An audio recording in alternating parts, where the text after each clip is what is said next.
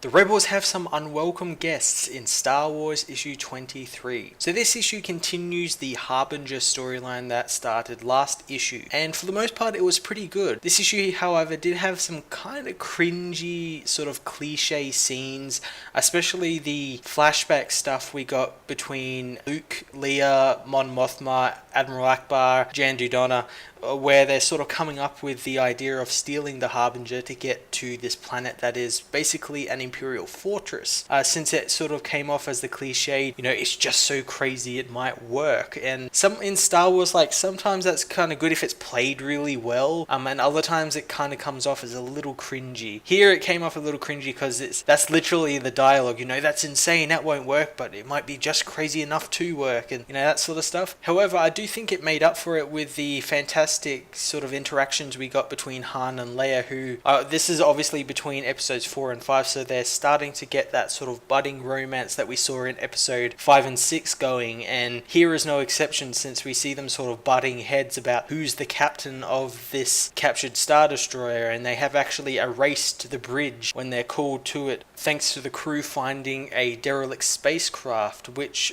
wasn't actually derelict, since it was meant to be their backup, their recruits that were going to fill out the stations on the Star Destroyer. There's a really cool scene where Luke and Sana head out in TIE fighters, and they find the ship, and they find the rebel commander strapped to the front of the ship, like what they usually do in like pirate movies, where they strap like a hostage or their bounty on the front of their ship and everything, which I thought was really cool. And this signals the arrival of that stormtrooper squad that we had the pleasure of seeing, I think, in issue 21. I think it was the issue before the Harbinger story started, where we found out a little bit about their origins and who they are, and one of them actually carries a lightsaber. So this is going to be really interesting to see what exactly happens. It's going to be a really big character growth for Luke, I imagine, especially with the cover we saw for next issue, which saw him sort of going toe-to-toe with this stormtrooper and kind of losing. So I'm really excited to see what's going to happen in the storyline with these stormtroopers now involved, especially since those stormtroopers I thought were just going to be like how the Obi-Wan comic is, and sort of like one-shots here and there, but not interacting with the main storyline. So I'm really glad Jason Aaron was able to bring them over into this main story. I'm going to give this book a 8 out of 10.